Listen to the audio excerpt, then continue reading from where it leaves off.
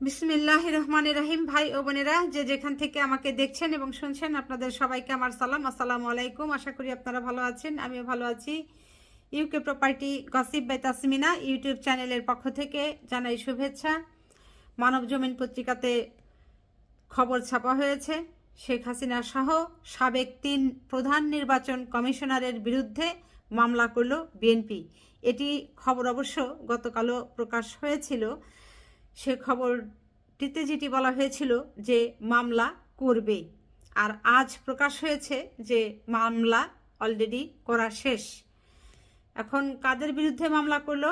বিগত 3 বিতর্কিত জাতীয় সংসদ নির্বাচনে 2014, 2018 এবং 2023 দায়িত্ব পালন করা সাবেক 3 প্রধান নির্বাচন কমিশনার, সিইসি এবং সাবেক প্রধানমন্ত্রী শেখ হাসিনা সহ 19 জনের বিরুদ্ধে মামলা করেছে বিএনপি।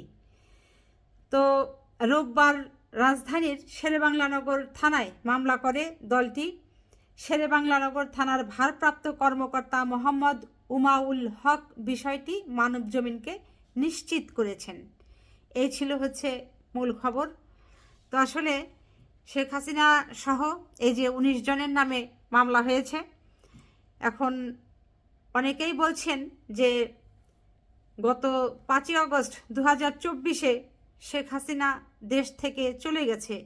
এই মাঝখানে আসলে অনেক মাস চলে গেছে, প্রায় 10 মাসেরও বেশি সময়। এই 10 মাসের ভেতরে তারা কেন মামলাটি করল না?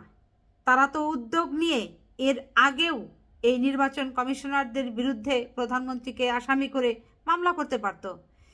তো যা হোক, যেটি হয়েছে, যদিও একটু পরে হয়েছে, তারপরেও বলবো যে এখন বিচারটা যদি হয় সুষ্ঠুভাবে এবং এরা যদি উপযুক্ত শাস্তি পায়, তাহলে দেশবাসী হয়তো স্বস্তি পাবে,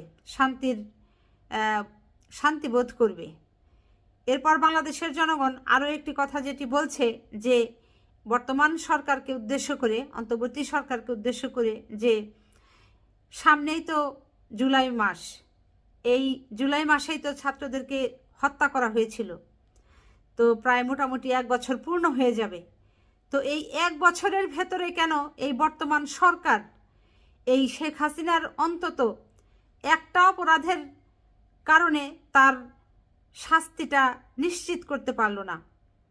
তাহলে কি বিচার করলো, কি সংস্কার করলো? এটি কিন্তু সাধারণ জনগণ এখন বলাবলি করছে যে এই সরকার চাইলে দ্রুত বিচার ট্রাইব্যুনালের মাধ্যমে শেখ হাসিনার অন্তত মানবাধিকার যে অপরাধ তিনি করেছেন, শত শত হাজার হাজার ছাত্রদেরকে হত্যা করেছেন, দেশের সাধারণ মানুষকে এই গত 15-16 বছরে যেভাবে গুম করেছেন, জুলুম করেছেন, অত্যাচার করেছেন, হত্যা করেছেন, সেগুলোর ভেতর থেকে অন্তত বেশি না একটি হত্যা মামলার কিংবা একটি অপরাধের বিচারের রায় যদি ঘোষণা হতো এবং সেটি কার্যকরের ব্যবস্থা এই সরকার করতে পারত, তাহলে মনে হয় দেশের জনগণ অনেক এই সরকারের প্রতি সন্তুষ্ট থাকতো, খুশি থাকতো। কিন্তু সেটি এই বর্তমান সরকার করতে পারেনি।